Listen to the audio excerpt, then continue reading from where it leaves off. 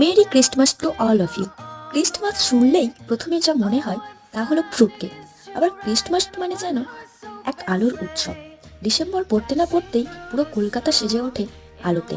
শুধুমাত্র সেই আলো দেখতেই কত দূর দূর থেকে মানুষ ছুটে আসে পার্ক স্ট্রিট। না, আমি পার্ক স্ট্রিট চাইনি।